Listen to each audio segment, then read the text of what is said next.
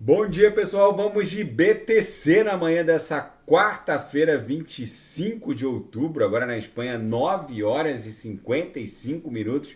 No Brasil, 4h55 da manhã. Gente, eu começo pelo gráfico semanal da BTC, ancorado na grade de expansão logarítmica exponencial, apoiada na Fibo. Gente, essa grade, ela tem as linhas dela respeitando a Fibo. Vocês vejam que nesse momento a gente está tentando superar essa brutal resistência no semanal com a grade de expansão logarítmica apoiada na Fibo, tentando superar a 0,61 da Fibo. Se passar, vocês vejam que 0,61 da Fibo é uma resistência brutal. A gente testou uma, duas, três, quatro, cinco, seis e agora é a sétima tentativa. Mas diante desse corpo real bastante extenso, se a gente desenhar um corpo real aqui para cima de 0,61 da Fibo, teoricamente a gente só pararia na upper dessa grade, na upper subsequente dessa grade, que está lá em 43 mil dólares. Então, isso aqui é mais um indicativo fortíssimo de que, superando 0,61 da Fibo na grade de expansão logarítmica exponencial aqui no semanal, a BTC vai buscar facilmente o patamar de 40 dólares. Agora, olhando o gráfico semanal sem essa grade, só naquela no nosso balezão Bolshoi aqui da nossa canaleta virtual de alta, vocês vejam que a musculatura desenhada por esse corpo real revela que a gente vai para 40 e poucos mil dólares.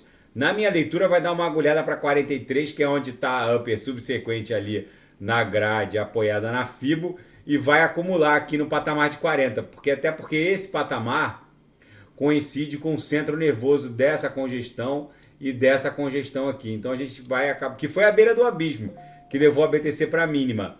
Chegamos a fazer a mínima na semana que começou em 21 de novembro de 22 em 15.476. Então, como essa congestão foi à beira do abismo, é óbvio que isso aqui está na memória do mercado, foi um suporte poderoso e agora vai ser uma resistência poderosa ali no patamar entre 40 e 43 mil dólares.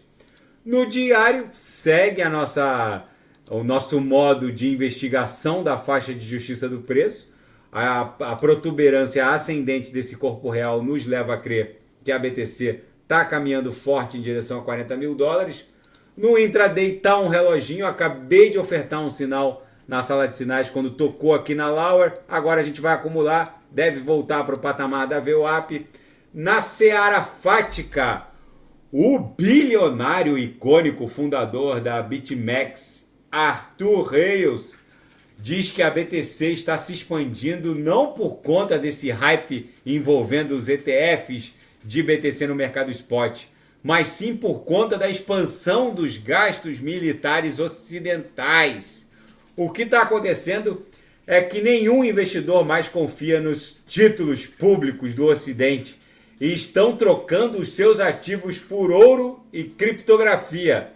É uma bela abordagem. Ele segue aqui citando uma série de indícios de que isso efetivamente está acontecendo. E o ser humano mais anticripto que já existiu e que provavelmente a gente nunca vai conhecer um ser humano tão anticripto como a senadora por Massachusetts, Elizabeth Warren. Agora ela transformou o Hamas no bode expiatório da vez. Segundo ela, o uso de criptografia para financiamento do Hamas seria um indício fortíssimo de que a jurisdição norte-americana deveria proibir a criptografia. Como a criptografia teria alimentado o grupo terrorista Hamas, isso é um indício forte de que, e um motivo pelo qual a jurisdição norte-americana deveria banir os criptoativos do mapa. Enfim, a cada evento contrário à como se a criptografia fosse o responsável pelos ataques terroristas. É como você dizer que um carro que pode ser usado para um homicídio, mas também pode ser usado para levar uma família para passear, deve ser banido no mapa porque foi usado para um homicídio. Enfim, uma faca pode ser usada para cozinhar, mas pode ser usada para cometer um crime. E ela, numa abordagem completamente míope, sempre elege algum evento da vez, que no caso agora é o evento Hamas, para denegrir a criptografia, por assim dizer.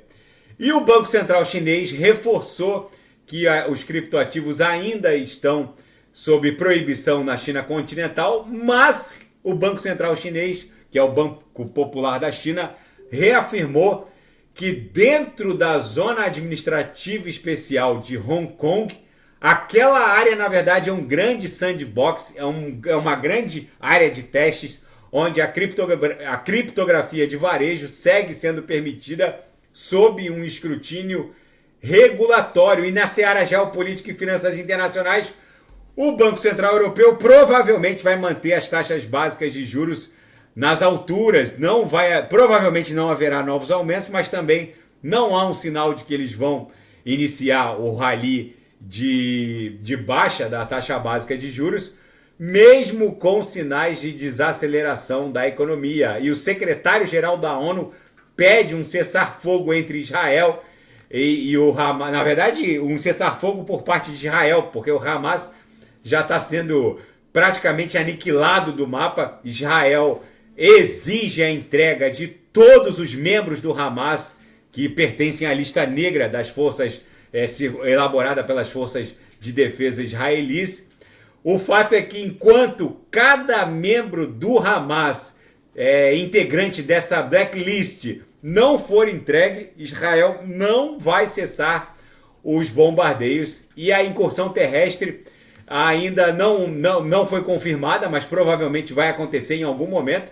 Segundo Israel, é preciso ter segurança quanto a essa incursão, já que é preciso eliminar as baterias de defesa do Hamas, que seguem sendo bombardeadas de forma implacável. E a China acaba de lançar uma leva de submarinos com propulsão nuclear e capacidade balística intercontinental. O Pentágono confirmou que as fotos de satélites já haviam indiciado que eles estariam lançando essa nova classe de submarinos, que só então era detida pelos Estados Unidos da América e pela Rússia. São submarinos que podem ficar mais de 6 meses submersos, com capacidade balística intercontinental e com propulsão nuclear. Enfim, isso vai alterando o centro do poder geopolítico planetário. A China agora entra no seleto hall de países com esse tipo de capacidade. Enfim, gente, a BTC, nesse cenário apocalíptico Mad Max, está revelando uma belíssima musculatura. Não foi por falta de aviso que esse balezão Bolshoi aqui está se desdobrando em direção a $40 mil. Eu reportei que essa série de candles compradores namorando a base dessa canaleta virtual de alta redundaria num estresse ali num patamar próximo de $40 mil. Tá bom, pessoal? Daqui a pouco eu volto, vou fazer ADA, XRP, sem falta, Polkadot Kusama. E quem quiser sugerir alguma análise é só colocar nas mensagens abaixo.